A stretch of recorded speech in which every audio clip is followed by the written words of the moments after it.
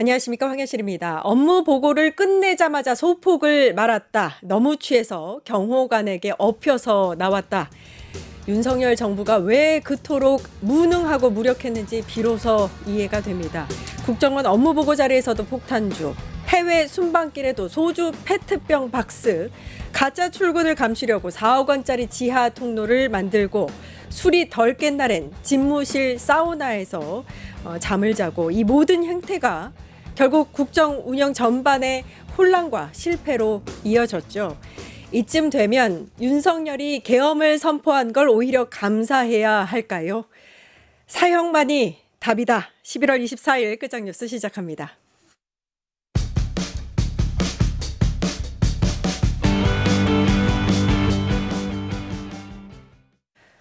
껍데기는 가라. 김진욱 전 더불어민주당 대변인, 안진걸 민생경제연구소 소장님 나와 계십니다. 안녕하세요. 네, 안녕하십니까. 예. 사형만이 답이다. 사형만이 답이다. 제가 이거 유행어로 끌고 있습니다. 핵사이다입니다. 그 비상계엄 내란 쿠데타 날에도 그 보좌관들이 증언을 했잖아요. 예. 평소처럼 잘 출근하셨다. 11시에. 11시. 예. 와, 평소에 11시에 출근했다. 예.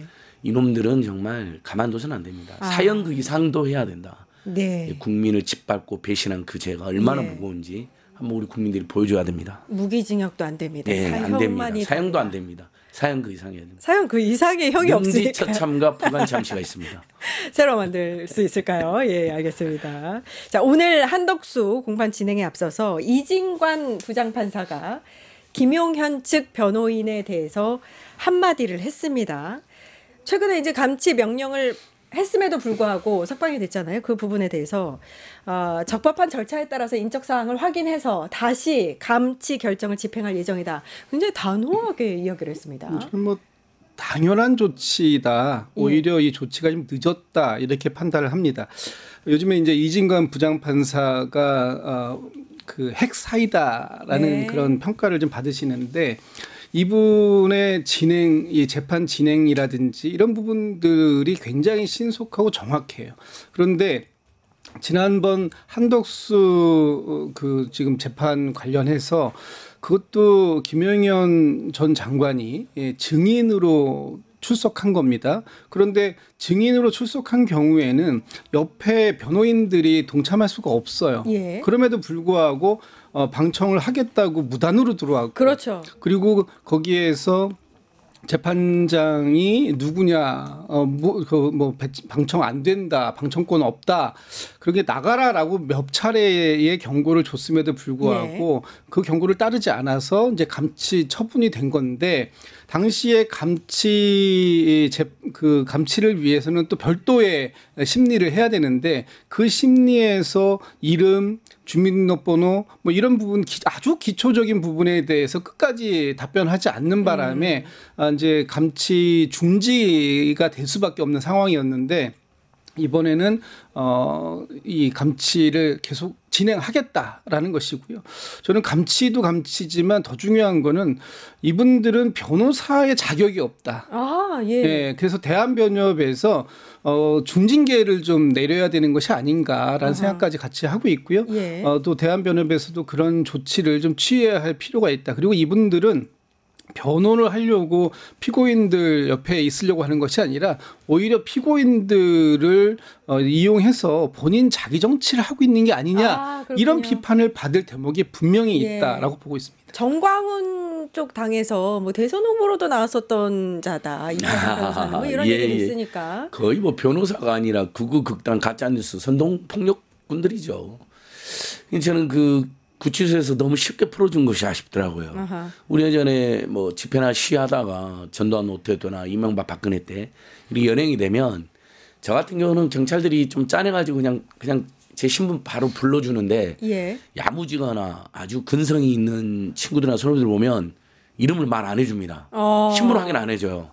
그러면 그 경찰에서 풀어주느냐? 이번에 풀어줬잖아요. 경찰은 지문 강제 날인해서라도 이름을 알아냅니다. 지문이 있었네. 예, 지문이. 그러니까 그것은 이제 인권침해 논란이 있어서 안 하는 게 맞긴 하지만, 그렇게 현장범 그렇게 쉽게 풀어주는 게 아니라는 거죠. 그래서 또 서울구치소가 더더욱이나 이 사람들이 인적성을 모른다 말이 안 되잖아요. 학생들은 진짜 전국에 막 100만 학도가 막 골기하고 막 그러다 보니까 누군지 모를 수가 있는데 너무 쉽게 풀어줬는데 다시 집행한다. 이진관 뭐냐? 정말 뉴스토마토에는 황인실 있고 사법부에는 이진관이 있다. 이런 저는 말을 남기고 싶고요. 예. 핵사이다. 아하. 다시 집행해야죠. 그리고 그 감치 재판할 때도 또 모욕이 있었다는 거잖아요. 그거에 대해서는 감치가 또 한 번 또는 또 다른 어떤 형사처벌 또는 행정처벌이 있을 겁니다. 그래서 그런 부분들 반드시 엄정하게 집행돼야 된다. 그리고 다른 재판부도 좀 배워야 된다. 아, 그럼요. 오죽하면 그 MBC 메인 뉴스 앵커께서 사법부가 지금 엉망이 됐는데 이 극우 극단주의 세력들이 나와서 변호사도 아닌 행태를 보이는데 가만히 있으니까 사법부가 이렇게 우습게 된 거다. 그렇죠. 다 자업자득이다. 예. 이렇게 지적을 받고 있더라고요. 예, 이진관 부장판사가 굉장히 딱 결심을 한 것 같아요. 이거 가만 놔두지 않겠다. 그냥 넘어가지 않겠다. 왜냐하면 오늘 발언 중에 이제 이 감치 신문 과정에서 법정 모욕 행위가 있었다라고 네. 전제를 하고, 요거 감치 별도 재판을 하겠다. 그러면서 이거 해보자는 거냐? 이런 얘기도 했다고 하더라고요. 그렇죠. 예, 예. 그러니까 해보자는 거냐를 이제 우리 부장판사님이 아니라 아니 권모 씨가 그 했다는 놈들이 한 거죠. 그 예. 권모 놈들이. 씨가 지금 예. 아유, 뭐 입에 한번 올리기도- 해보자는 거냐 공수처에서 봅시다. 아, 그래요? 그 얘기는 뭐냐면 당신을 고소고발했으니까 당신도 이제 조사를 받아야 될 거다라는 이제 압박 또는 이제 이거 협박 같은 거잖아요. 근데 이분들이 유튜브에서 나와가지고 이제 그 당시 감치에서 풀려났을 때 중단돼가지고 중지가 됐을 때 풀려나가지고 유튜브에서 바로 나와가지고 재판관의 이름을 실명을 언급하면서 뭐 죽었어 뭣도 아닌 게 막 이런 식의 정말 변호인으로서 이런 표현을 제가 여러 변호사들께 물어봤어요. 본인이 지금 맡고 있는 사건의 피고인이 재판을 받고 있는 중이고 그리고 그 변호 활동에서 이렇게 발언한 적이 있냐 이런 걸 들어본 적이 이제 없다는 거예요. 아하. 그럼 이 사람들은 변호인으로서의 자격이 없는 거 아닌가? 예, 그리고 맞습니다. 그 유튜브 하면서 슈퍼챗 받아가지고 그날 하루 동안에 400만 원이 넘는 돈을 모금 활동을 했다라는 거잖아요. 이게 본인들이 그러니까 이런 그걸 뭐라고 하잖아요. 뭐 제사에는 관심 없고 잿밥에만 관심이 아하. 있다. 지금 변호에는 관심이 없고 자기 정치에만 관심이 있다. 또 돈 버는 데 관심 있고 그리고 지지자들 결속하고 극우 쪽에서 슈퍼챗 받고 이런 것들만 지금 관심이 있는 게 아닌가. 그래서 이 부분에 있어서는 지금 뭐 중앙지법에서도 단호한 입장을 이건 굉장히 심각한 사안이다. 그렇기 때문에 이 부분에 대한 아주 그 엄단 조치가 필요하다라는 입장을 밝혔습니다만 이 부분뿐만 아니라 사실은 이럴 때 대법원장이 이와 관련된 이 사법부에 대해서 능멸하고 모욕했을 때 대법원장은 왜 가만히 있습니까? 지금 사법부가 공격을 받고 있잖아요.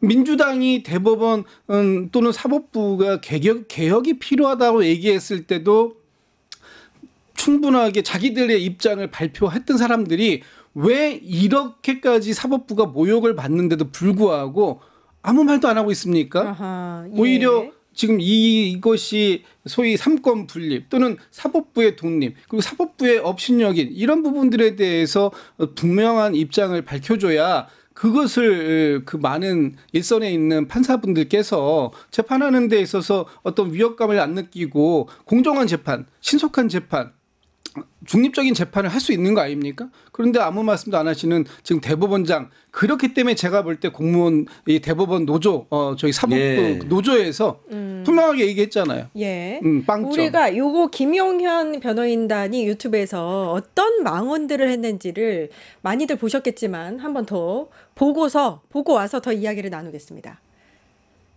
이진관 이놈 죽었어 이거. 여러분들 이진관이가 벌벌벌 떠는 걸 보셨어야 돼요. 걔 약한 놈입니다. 그거 진관이 그거 전문용어로 뭣도 아닌데 엄청 유세를 떨더라고요. 권변사 따로 부르는 거예요. 그 사탄 마구니들은 꼭 사람을 갈라놓습니다. 이진관이라는 상판뜨기 한번 다시 보고 정말 보잘것없게 생겼더라고요. 이거 진짜로 정말 변변찮게 생겼더라고요. 그 베드로가 옥에 갇혀 있다가 천사 도움으로 이렇게 나오게 되었는데 아멘. 이진관이한테 재판을 받는 다른 한덕수 같은 자들은 권리 행사를 안 했기 때문에 이진관이가 저렇게 행패를 부리는 겁니다. 그냥 그 원님 재판하듯이 사또처럼 막 하는 거를 가만 놔두니까 저 떠는 거예요. 와. 진짜. 아니, 보고 또 봐도 안 봤는데, 이게 이해가 안 되는데 그 권우현이라는 변호사는 본인을 베드로라고 칭하면서 옆에서 또 그 아멘하고 옆에 있는 자들까지 다 웃고 떠드는 모습 저것들은 변호사가 아니라 극우 극단 가짜뉴스 폭력 선동꾼이고 법정을 난장판으로 만든 제2의 서부지 폭동 사건이나 다름없는 거죠. 저것은 폭동을 안 일으켰을 뿐이지 사실 말로 지금 폭동을 일으킨 거잖아요.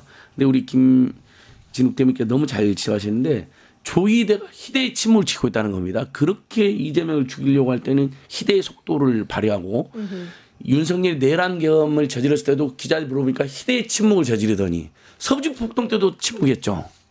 뭐 법원 행정처장 계엄 때도 침묵했고요. 그때는 물어보니까 뭐 나중에 이야기한다. 뭘 나중에 이야기. 그러면 이런 난동을 부렸는데도 그러니까 오늘 법원공무노조에서 4,364명이 투표를 했고 그중에 조이대가 1점 만점 0.2점 거의 뭐 이건 F보다 더 못한 점수고요. 그다음에 3,016명이 별도의 조이대가 계속 대법원장을 수행할 수 있겠느냐 그랬더니 무려 78.2%가 당장 그만둬야 된다. 아마 법원 역사상 이렇게 낮은 점수를 맞은 적은 조이대밖에 없을 겁니다. 그러게 말입니다. 공무원들이 지금 이 조이대를 정점으로 한 지금의 이 사법부 완전 내란에 협조하는 사법부, 사법부를 능멸하고 모욕하는데도 가만히 있는 사법부, 그리고 이재명 선거에 불법으로 개입한 사법부, 이거 법원공무노조의 주장이거든요.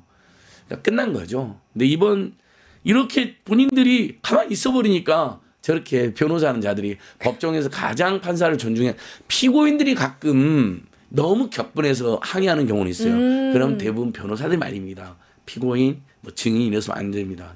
근데 저자들은 피고인이나 증인보다 더 하잖아요. 그러게 말입니다. 중앙일보 단독 보도를 보니까 더 기가 막힌 게요. 적반하장도 유분수지. 김용현 측 변호인들이 이진관 부장판사를 고소한다고 합니다. 직권남용 혐의로. 그러니까 좀 아까도 얘기 나왔습니다만 두고 보자, 공수처에서 보자 이런 얘기를 하는 거예요. 그러니까 이게 직권남용이다. 그러니까 무엇을 가지고 직권남용이라고 얘기하는지 모르겠는데 어쨌든 재판장에서 모든 권한은 재판장이 갖고 있는 겁니다. 재판정 안에서의. 그리고 그 부분에 대해서 따라주는 것이 사법부에 대한 권위를 우리가 인정해 주는 거예요. 그런데 그걸 인정하지 않잖아요. 그리고 거기에 오히려 시비를 걸지 않습니까? 그리고 밖에 나와서 이런 식으로 계속해서 사법부를 모욕하고 있어요. 그런데 이럼에도 불구하고 과연 정상적인 지금 재판이 진행되고 있다라고 보여지는 것인가? 끊임없이 재판을 방해하려고 하는 행위들이 있고 그리고 그 행위들로 인해서 지금 윤석열이 이제 한 달 반 정도 뒤면 거리를 활보하게 될 수도 될지 모른다라는 그런 불안감들이 지금 엄습해오고 있는 거지 않습니까? 그럼에도 불구하고 여전히 1심 재판이 언제 끝날지 기약도 없어요. 1월 18일 날 구속영장 집행이 만료가 되는데 1월 초에도 계속해서 그 심리를 이어가겠다고 합니다. 그럼 도대체 언제 결심하고 언제 선고하는 거예요? 그러면 그 선고일 때에는 윤석열은 아마 걸어다니면서 밖에서 활보하면서 개 산책시키고 나와가지고 아마 사법부를 비웃으면서 해봐. 어떤 방식으로든 해도 나는 밖에서 이렇게 지낼 수 있어. 아마 이러고 다닐 거예요. 절대 그러면 안 됩니다. 그런 상황들을 지금 조이대 사법부가 방치하거나 하는 거나 다름없다. 이렇게 지금 보는 것이기 때문에 내란 전담 특별재판부가 또 필요하다는 얘기가 나오는 거 아니겠습니까? 김용현 측 변호인들이 돌연 이 발언을 했대요. 재판부와 화해를 하고 싶다. 이건 또 뭔가요?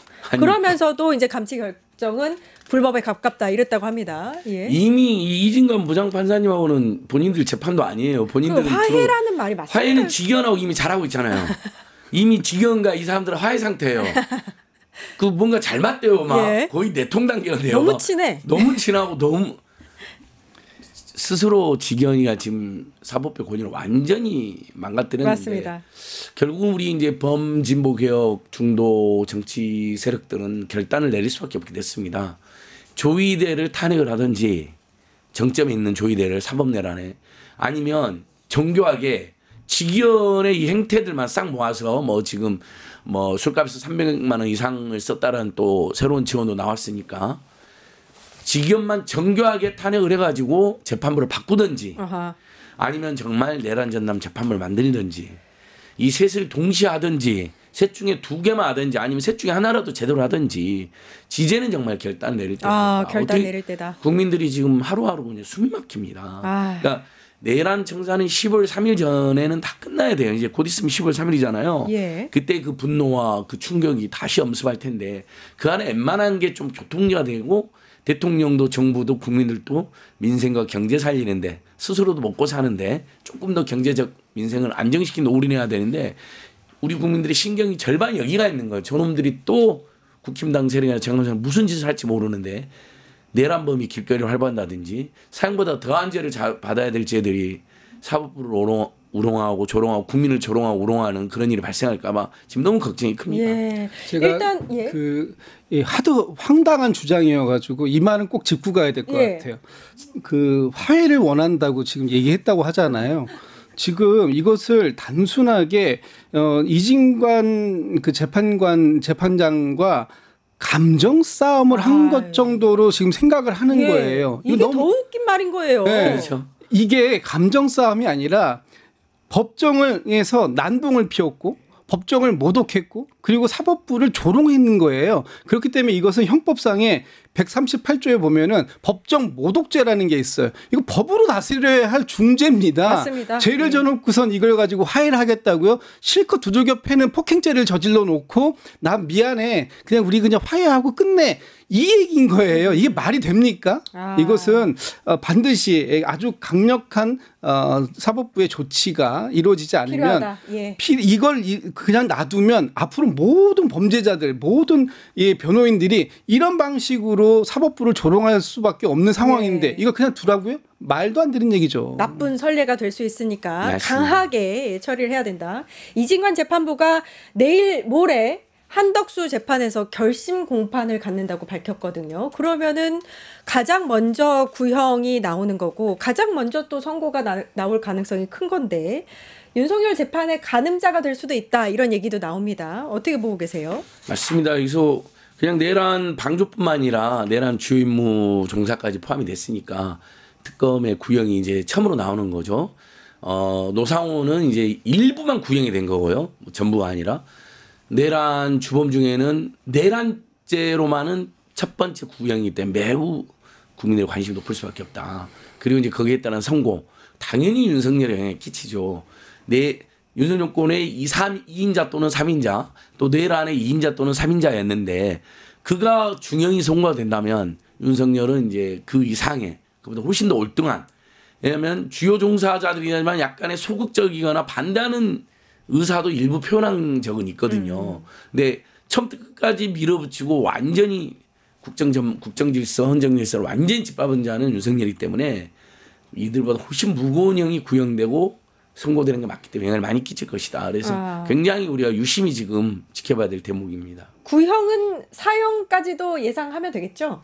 그러니까 이게 지금 이제 중요 임무 종사죄에서 받을 수 있는 형은 뭐 사형도 있고 무기징역도 있고 있을 수 있습니다. 그런데 이제 저는 이 한덕수 재판이 가장 첫 번째로 어떤 결론이 나오는 것인데 여기에서 우리가 주목해봐야 될 부분이 있어요. 그러니까 국무회의의 CCTV를 법원이 어떻게 해석하는가라는 걸 보여주는 겁니다. 그렇기 때문에 당시에 뭐 김용현이라든지 또 그 국무위원 그 회의에 참석했던 여러 사람들 특히 중요 임무 종사 혐의로 이제 지금 재판을 받고 있는 사람들 이 사람들에 대해서도 이 CCTV가 아주 결정적인 단서를 제공하고 있는 상황이기 때문에 이 판결은 굉장히 의미 있는 대목이 나올 것 같고 여기에서 한덕수 그 피고인이 만약에 유죄를 확정받게 되면 그의 50년 공무원 인생에 완전히 최대의 그 과오를 씻지 못하는 그런 죄로 판정을 받을 것이다. 예. 될 수 있으면 최고형이 나왔으면 좋겠습니다. 그럼요. 근데 예. 뭐 사형까지 구형은 안 나올 것 같고 왜냐하면 한덕수가 처음부터 이렇게 윤석열이랑 치밀하게 같이 작전을 짜고 막 이런 그건 김용현이는 그런 자잖아요.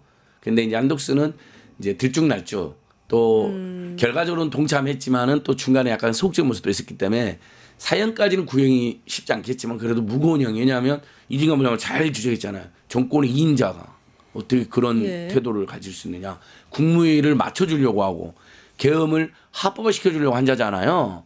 그것만으로도 주요 종사자로서 손색이 없고 중형이 구형될 거로 이제 추정됩니다. 예. 파타타타 증권통합